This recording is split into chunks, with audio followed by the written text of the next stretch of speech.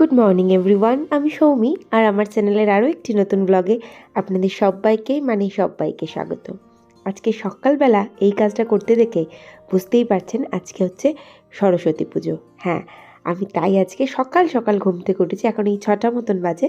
তো বাবুইও উঠে পড়েছে আজকে, আর আমি সেই জন্য সকাল সকাল একটু হলুদ বাড়ছি। আর আজকে তো ছোটোর থেকে আমরা শিখে এসেছি যে আজকের দিনে হলুদ মেখে স্নান করতে হয়, তাই বাবুইয়ের জন্য আমি একটু হলুদ বেটে রেডি করে দিলাম। তো বাবুও একদম সকাল সকাল রেডি হচ্ছে।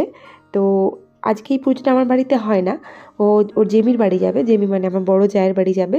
তো সেই জন্য ঝমঝম করে একদম লক্ষ্মী হয়ে উঠে পড়েছে আর একদম হলুদটা সুন্দর করে নিজেই মেখে নিচ্ছে। তো হলুদ টলুদ মেখে স্নান করে ও সোজা দিদির কাছে চলে যাবে। আমি আজকে আর যাবো না, তো ওই চলে গেল দিদির কাছে। আর ওকে আমি আমার ফোনটা দিয়ে দিয়েছিলাম, বলেছিলাম যে তুই একটুখানি কিছু ভিডিও করে নিয়ে আসিস। তো ও চলে যাওয়ার পরে আমি করলাম কি, বিছানাগুলো সুন্দর করে আগে গুছিয়ে ফেললাম। তো এই ঘরে তো আমরা মা বেটা শুয়ে থাকি, তো বিছানাপত্রটা আগে সুন্দর করে গুছিয়ে নিই। তারপর ঘরে তো আমার আরও অনেক কাজ আছে, যে কাজগুলো আমাকে টুকটুক করে কমপ্লিট করতে হবে। আর রোদ কিন্তু খুব একটা হালকা একটা রোদ উঠেছে, মানে ওঠেনি বলা চলে, জানি না বেলার দিকে উঠবে কি না।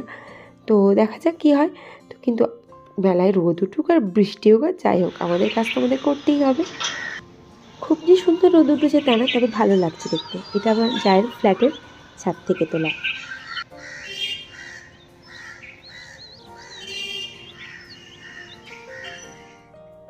তো আমি যেহেতু যাইনি আর বাবুই কোনো রকম একটু ভিডিও করে নিয়ে এসেছে, তো পুজোর জোগাড় এদিকে চলছে। আর আমি গেলে এই কাজগুলো আমি করেই থাকি। তো আমি যেহেতু যেতে পারিনি, তো দিদি একাই সব নিজে হাতে করেছে। শুধু দিদি না, আমার বৌদিও এসেছে। আর এই যে আমাদের এটা আমার ছিল দাদার ছেলে, ওটা আমার ছোটো ভাসুরপো। আর ওই যে আমার বৌদিও জোগাড় করতে বসে পড়েছে।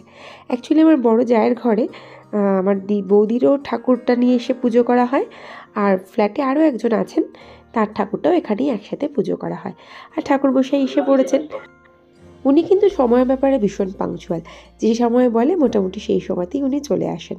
তো বাস, উনি এসে গেছেন। তো পুজো আরতি সব এক এক করে কমপ্লিট হয়ে যাবে। আর ভিডিওটা যেহেতু বাবুই করেছে, এখানটা একটু ভুলভাল হয়ে গেছে, এটা শর্টের জন্য ভিডিও রেডি হয়ে গিয়েছিল। যাই হোক, পুজো কমপ্লিট হয়ে গিয়েছিল।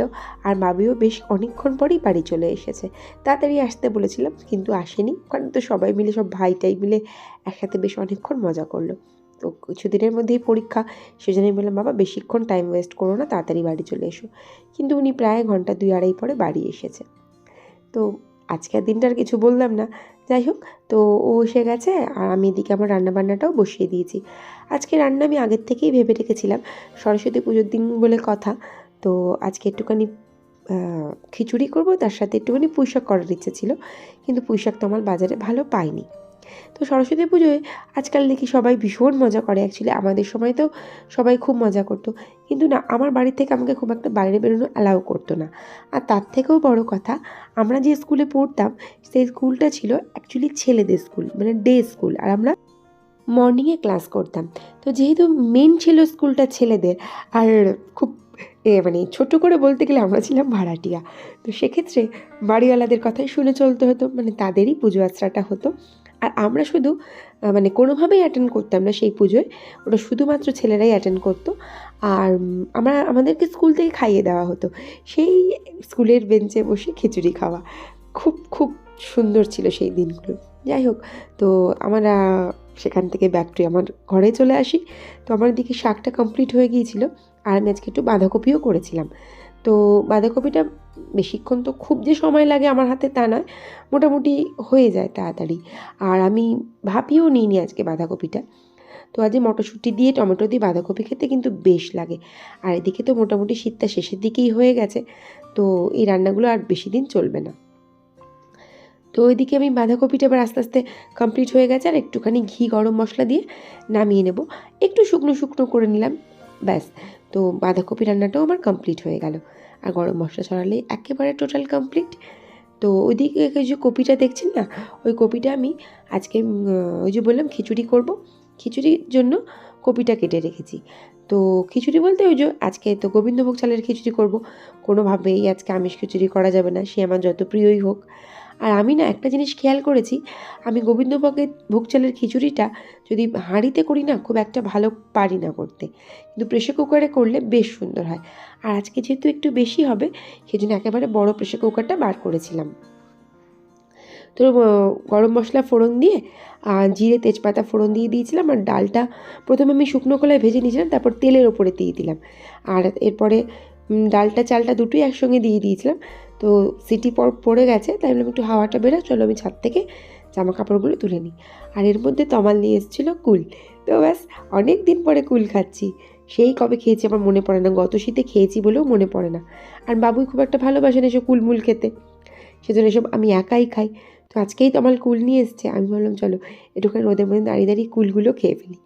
তো এবার দেখতে হবে, মানে কাজ যেহেতু উপরে হয়ে গেল, জামা কাপড়গুলো তুললাম, আর এদিকে নিচে নেমে দেখলাম খিচুড়িটা টোটালি কমপ্লিট হয়ে গেছে। তো শেষ করতে হবে, ঘি গরম মশলা দিয়ে শেষ করব। তো আমি না যাতে বাড়তে মানে বেড়ে দিতে সুবিধা হয় সেজন্য এই কড়াইটাতে আমি শিফট করিয়ে নিয়েছিলাম। তো ঘিটা আমি আগেই দিয়েছিলাম, ব্যাস গরম মশলাটা দিলাম, আর আপাতত একটু চাপা দিয়ে 2 মিনিট মতন একটু গ্যাসটা আস্তে করে চালাবো, ব্যাস। আর এদিকে হচ্ছে ওই যে বললাম আজকে আর একটা জিনিস রান্না করবো ভেবেছিলাম, হচ্ছে তো ওই বেগুনি। তো বেগুনিটা আমি ঝটপট ঝটপট করে ভেজে নেবো। আর তমালও এসে গেছে, তবে বাবুইকে আমি আগে খেতে দিয়ে দেবো। আর এদিকে বেগুনিটা বসিয়ে দিয়ে আমি খাবারগুলো সব ডাইনিং টেবিলে নিয়ে চলে আসি, কারণ বাবুই তো আজকে অনেকটা সকালে উঠেছে আর ওর সবচেয়ে আগে খিদে পাবে। যদিও বা ব্রেকফাস্টটা বাবুই আজকে ওর জেমির কাছ থেকেই করে এসেছিল, ব্রেকফাস্টে জেমি নাকি পরোটা খাইয়েছে। আর এদিকে আমি তো জানতাম না, তো সেই জন্য আমি সকালবেলা রুটি করেছিলাম আজকে ব্রেকফাস্টে, যেটা আমি শুধুমাত্র একাই খেয়েছি, হয়তো আপনাদের সাথে আমি শেয়ার করতে পারিনি। তো এদিকে বেগুনিগুলো ভাজা হয়ে গেল আর আমি সব তুলে নিলাম। তো আগে বাবুইকে দিয়ে দিই, আর দুটো একটা আছে যেগুলো তো আমার আস্তে আস্তে আমি ভেজে কমপ্লিট করে ফেলবো। তো রান্নায় আজকে আমি করেছিলাম খিচুড়ি, মানে গোবিন্দভোগ চালের খিচুড়ি, আর একদম ধোয়া উঠছে এখনও পর্যন্ত। আর হচ্ছে গিয়ে বাঁধাকপি মটরশুঁটি দিয়ে, আর হচ্ছে গিয়ে পালং শাকটা না একটু বেশিই রান্না হয়ে গেছে। তো বাবুইকে আমি আগে খেতে দিয়ে দিই, বেচারা জোর খিদে পেয়েছে, আর আমাকে অনেকক্ষণ থেকেই বলছিল মাম্মা খেতে দিয়ে দিন। আমি বললাম ওকে চলো বাচ্চা, তোমাকে আমি আগেই দিয়ে দিচ্ছি। আর আমার ছেলের তো একটু কিছু ডিফারেন্ট রান্না হলেই ওর তাড়াতাড়ি খেতে পেয়ে যায়। ওই আগের দিন যেমন ফ্রাইড রাইস করেছিলাম, দুপুরবেলা আমাকে অন্তত 100 বার বলেছে মাম্মা আমি আর সহ্য করতে পারছি না, মাম্মা আমি আর সহ্য করতে পারছি না। রক্ষা করো ভগবান। যাই হোক, তো ওকে আমি খেতে দিয়ে দিলাম।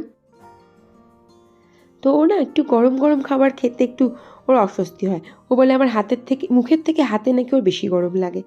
তো যাই হোক, ও খুব একটা পছন্দ করে না, তবে আমি না ভীষণ ভালোবাসি একদম ধোঁয়াটা গরম খাবার খেতে। তো বাবুইকে খেতে দিয়ে দিয়েছিলাম, বাবুয়ের মোটামুটি খাওয়াটা কমপ্লিটও হয়ে গিয়েছিল। আর আমি এরপরে গ্যাস কাউন্টারটপ এদিক ওদিক যা যা যেখানে আছে একদম ঝকঝকে করে পরিষ্কার করে ফেলবো, কারণ খিচুড়ি টিচুড়ি করলে একটু গ্যাস ওভেনটা অপরিষ্কার হয় বই কি।